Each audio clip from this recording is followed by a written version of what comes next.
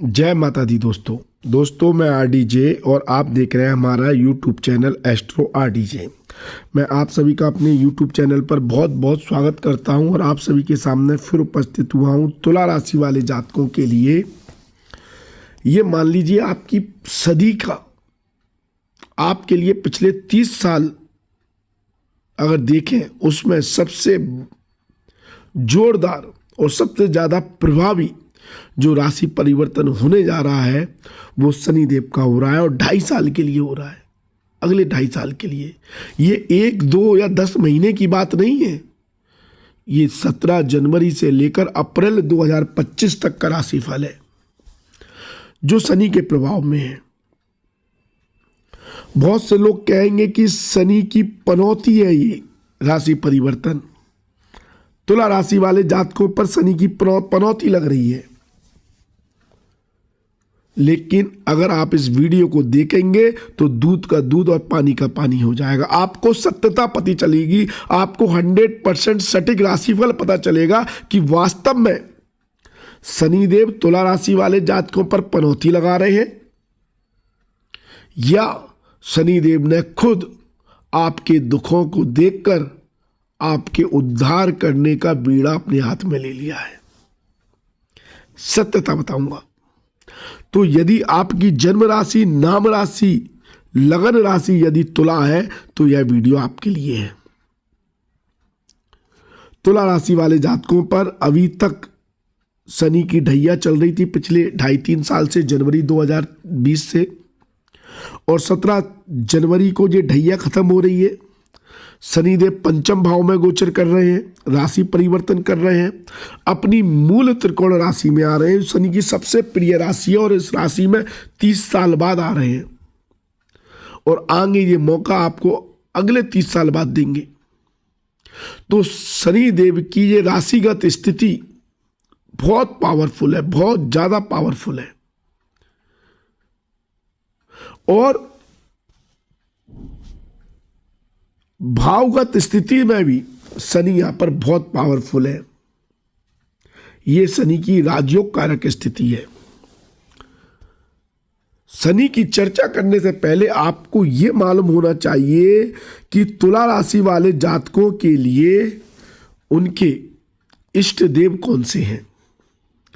देखिए, एक तो आप अपने परिवार, अपने कुटुंब, अपने धर्म, अपने पंथ के अनुसार जो भी अपने इष्ट देव को मानते हैं, परिवार जो मानता है उसको तो आप फॉलो करें ही, लेकिन आपको मालूम होना चाहिए कि आपकी राशि के अनुसार, यदि आपकी जन्म राशि तुला है और या फिर आपकी लगन राशि तुला है तो आपके इष्ट देव कौन है। तो दोस्तों, अगर आपको नहीं मालूम तो अब पता चल जाएगा। पंचम भाव का स्वामी ग्रह जो होता है वो आपके इष्ट देव होते हैं।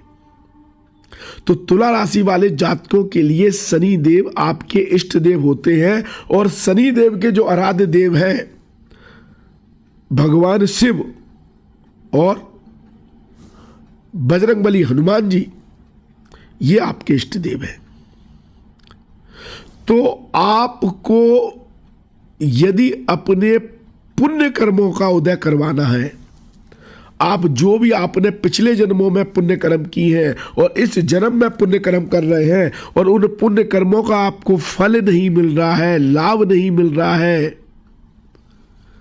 तो उन पुण्य कर्मों का उदय करने वाले देव आपके इष्ट देव होते हैं। अर्थात आप भगवान शिव की, बजरंगबली की, हनुमान जी की या शनि देव की अगर आप आराधना करते हैं तो आपके इष्ट देव प्रसन्न हो जाते हैं आपकी लगन या आपकी राशि के अनुसार। तो इसलिए आप कमेंट में ओम शनिश्चराय नमः, ओम नमः शिवाय और बजरंगबली की जय, हनुमान जी की जय जरूर लिखें।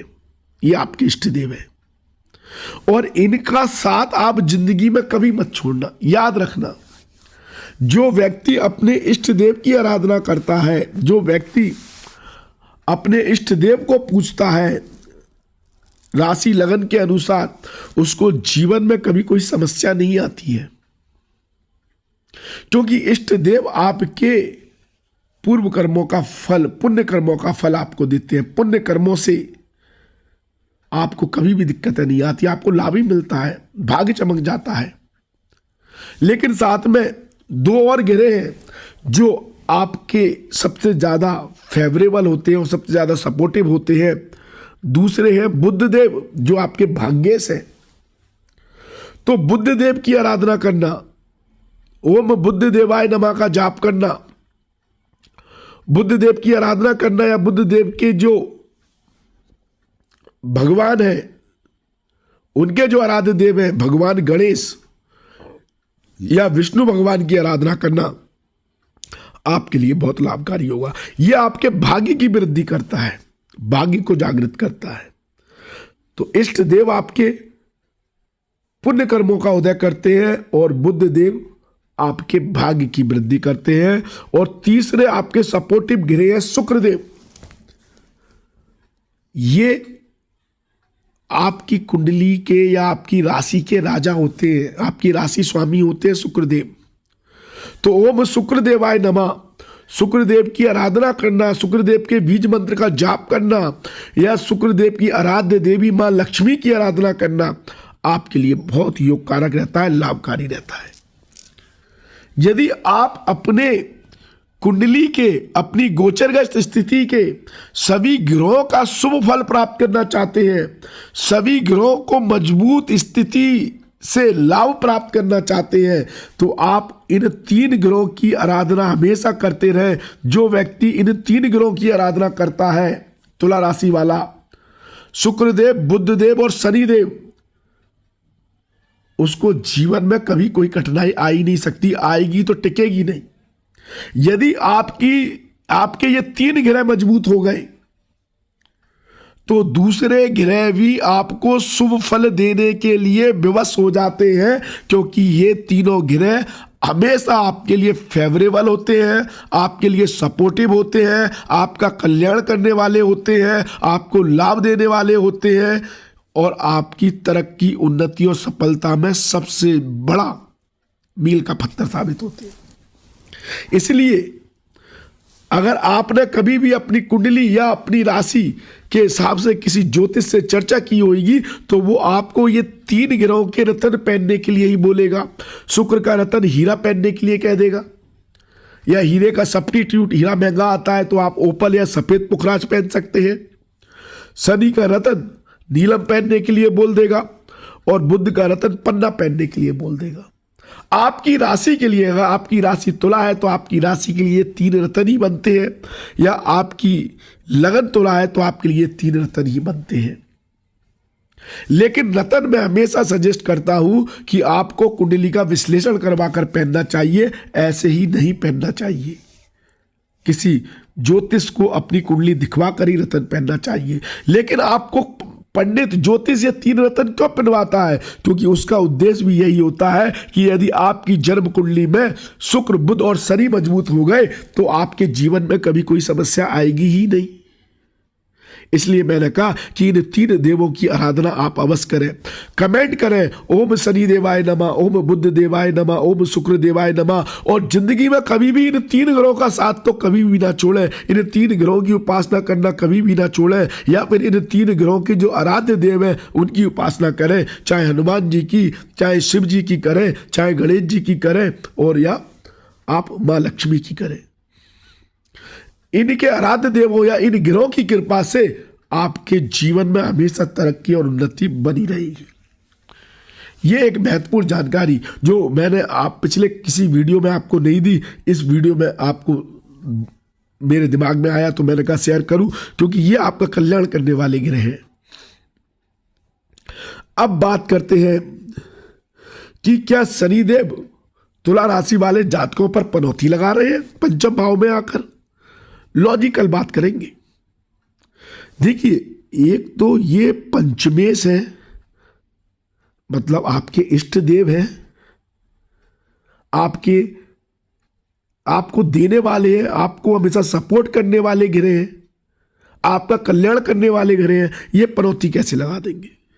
पंचम भाव का शनि पनौती लगाता है, लेकिन उन लोगों पर लगाता है जिन लोगों की लगन दूसरी है, या जो शनि के फ्रेंड जो है बुध शुक्र और शनि की लगन के अलावा या राशि के अलावा दूसरी राशियां हैं उन पर लगाते हैं, तुला राशि वाले जातकों पर शनि की कोई पनौती नहीं लगती है। इस बात को आप नोट कर लें, क्योंकि यहां पर शनि योग कारक है। अपनी परम मित्र राशि में, अपनी राशि में, अपनी मूल त्रिकोण राशि में, और राजयोग कारक है।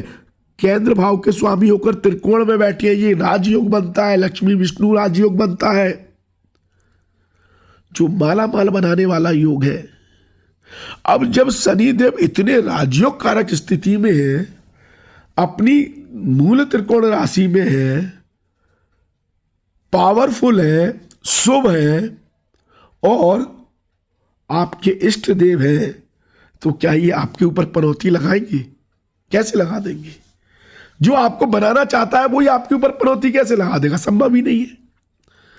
तो इसलिए आप भूल जाएं कि आपके ऊपर शनिदेव कोई पनौती लगा रहे हैं। हाँ, इसका कुछ प्रभाव होता है शनि का दृष्टि के द्वारा, उसकी चर्चा हम आगे करेंगे।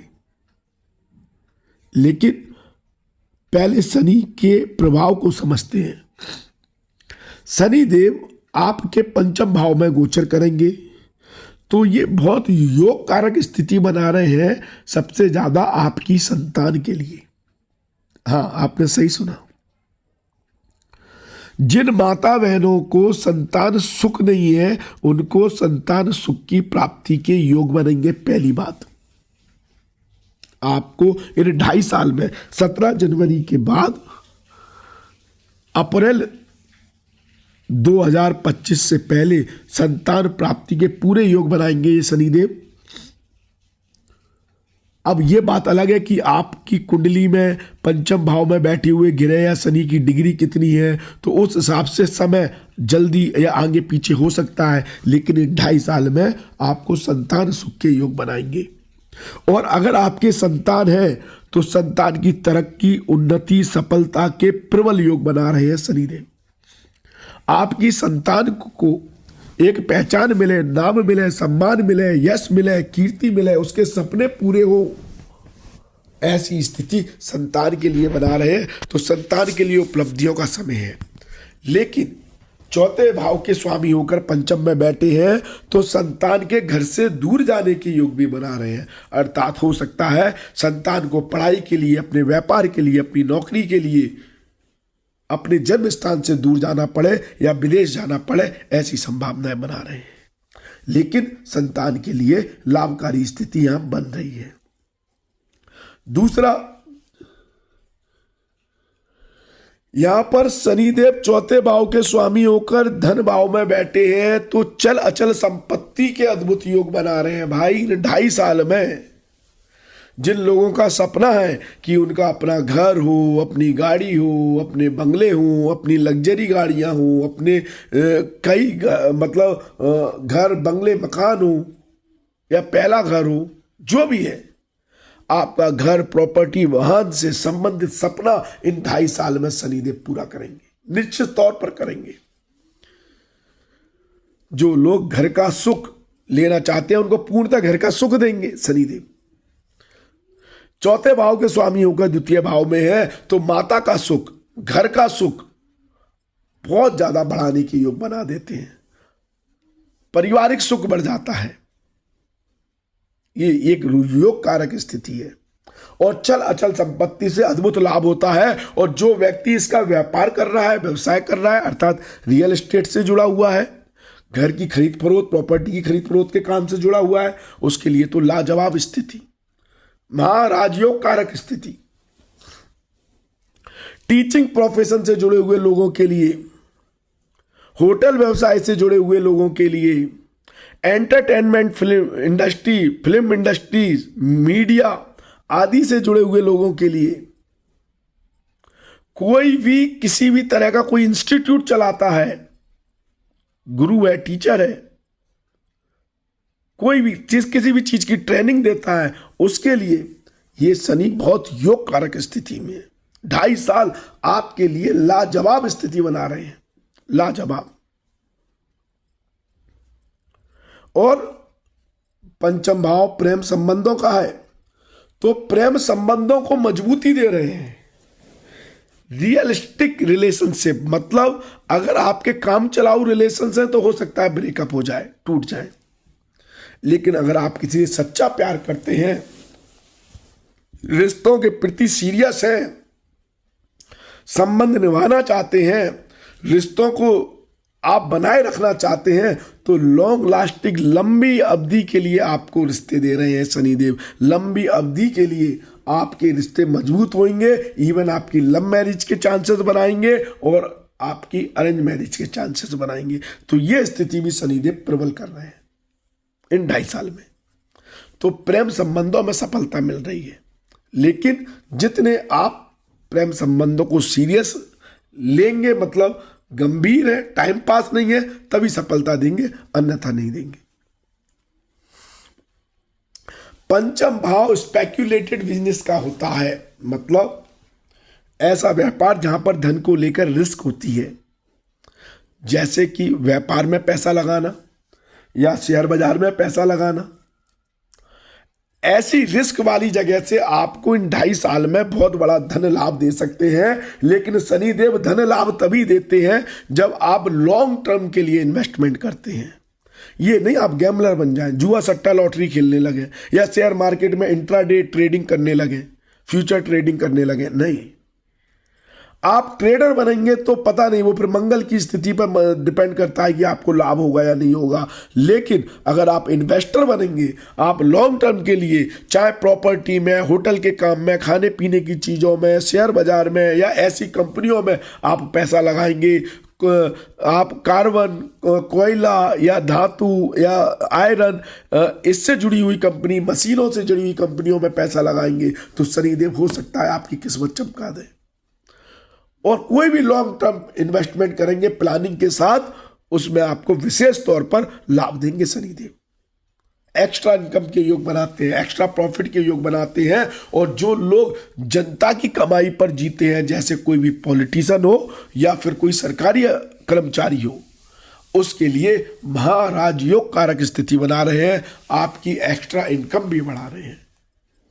और किसी भी वर्ग से जुड़ा हुआ व्यक्ति हो, चाहे व्यापारी हो या नौकरी करने वाला हो, यदि एक्स्ट्रा इनकम करने के लिए प्रयास करता है, मेहनत करता है, तो उसकी यहाँ पर एक्स्ट्रा इनकम बनती है। चाहे फिर ओवर टाइम के द्वारा बने, चाहे मल्टीपल कामों को एक साथ कर करे, जैसे भी है। तो इन सभी परिस्थितियों से शनिदेव आपको माला माल कर रहे हैं। यहां पर आपके इष्ट देव हैं, इनकी आराधना करने से, शनिदेव की आराधना करने से या भगवान शिव की आराधना करने से, हनुमान जी बजरंगबली की आराधना करने से आपको विशेष लाभ होता है। अगर आपको कंफ्यूजन है कि आपको भगवान शिव की आराधना करनी चाहिए या हनुमान जी बजरंगबली की आराधना करनी चाहिए इष्ट देव के रूप में, तो देखिए, यदि शनिदेव आपको शुभ फल दे रहे हैं, आपकी कुंडली में भी योग कारक है, शुभ फल दे रहे हैं, तो आप भगवान शिव की आराधना करें। भगवान शिव की आराधना करने से आपको विशेष लाभ मिलेगा, फिर आपके इष्ट देव भगवान शिव बनते हैं। और यदि आपकी जन्म कुंडली में शनिदेव खराब है और शनिदेव के प्रभाव के कारण आपको समस्याएं आती हैं, दिक्कतें आती हैं, शनिदेव, आप जब भी शनिदेव की महादशा अंतरदशा आती है तो आप अगर परेशान होते हैं, तो फिर आप हनुमान जी की आराधना करें, क्योंकि हनुमान जी शनिदेव की नकारात्मक ऊर्जा को कंट्रोल करने का काम करते हैं। बजरंगबली, हनुमान जी की आराधना करने से शनिदेव परेशान नहीं करते, क्योंकि ऐसा उन्होंने वरदान दिया था हनुमान जी को। तो इसलिए आप हनुमान जी की आराधना करें। और अगर शनिदेव से बल लेना चाहते हैं और मजबूत करना चाहते हैं, तो उनके आराध्य देव भैरवनाथ या भगवान शिव की आराधना करें, इससे आपको लाभ मिलेगा।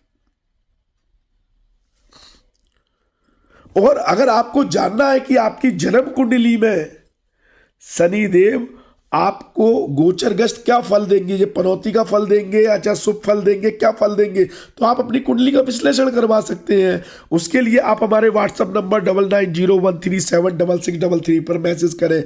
ये हमारा डायरेक्ट नंबर नहीं है, ये हमारी संस्था एस्ट्रो आरडीजे फाउंडेशन का व्हाट्सएप नंबर है। इस पर आप कॉल ना करें, सिर्फ व्हाट्सएप मैसेज करें। आपको इस पर एक ऑटो रिप्लाई मैसेज मिलेगा जिसमें हमारी फीस की जानकारी दी हुई है। ये एक पेड सर्विस है, आप फीस जमा करके अपॉइंटमेंट लेकर हमसे बात कर सकते हैं, ठीक है।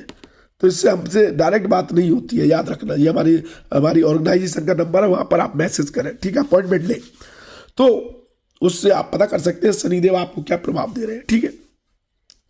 तो शनिदेव, अब क्यों कहते हैं शनिदेव को कि भाई पंचम भाव में है तो पनौती लगा देते हैं, हम इसको समझें।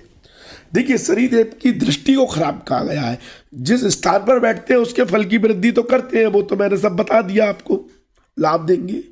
अब दृष्टि कहाँ है? एक दृष्टि उनकी सप्तम भाव पर है, एक लाभ स्थान पर है और एक धन भाव पर है। अब शनिदेव की दृष्टि करती क्या है? शनिदेव की दृष्टि जिस स्थान पर पड़ती है उस स्थान से संबंधित चीजों की आपको अहमियत दिलाती है, वैल्यू करवाती है।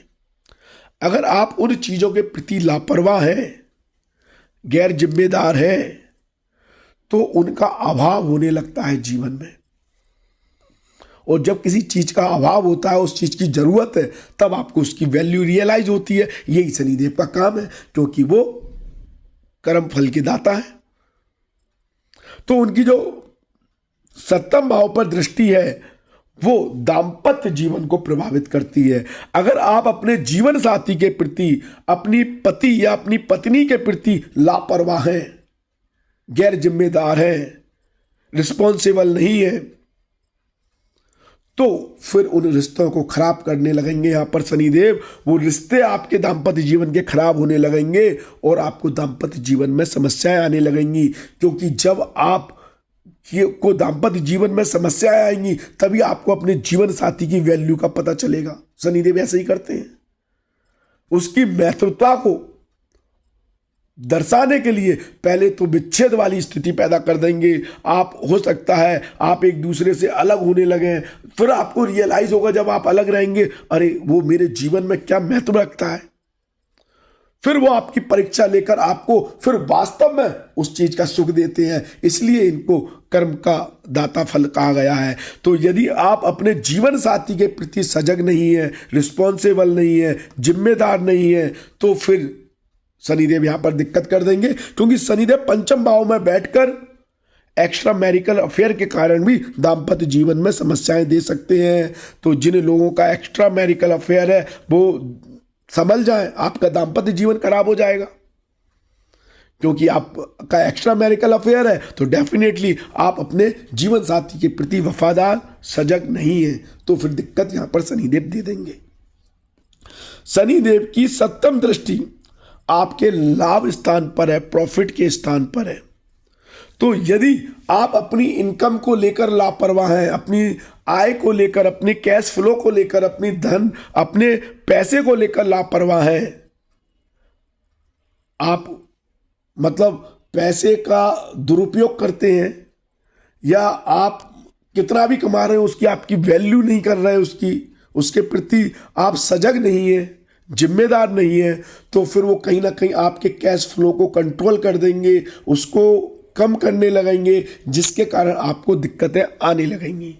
इसलिए इसको शनि की पनौती कहा जाता है, क्योंकि ये आपके लाभ और प्रॉफिट को प्रभावित कर देते हैं। यदि आप अपनी इनकम, आय को लेकर लापरवाह हैं, तो ये दोस्तों का स्थान होता है, तो दोस्तों के प्रति लापरवाह है तो दोस्ती यारी में समस्याएं आती हैं, दोस्तों से झगड़े होने लगते हैं। और ये उपलब्धियों का स्थान भी है। अगर आप अपने पद को लेकर मतलब उससे जस्टिफाई नहीं करते हैं, पद की गरिमा के हिसाब से आप अपना काम कार्य नहीं करते हैं, तो वो पद छीनने वाला काम भी ये शनिदेव कर देते हैं। तो जो पनौती तभी लगाते हैं जब आप लापरवाह हैं अपने दाम्पत्य जीवन के प्रति और अपनी आय के प्रति, अपनी सोर्स ऑफ इनकम, अपनी प्रॉफिट के प्रति।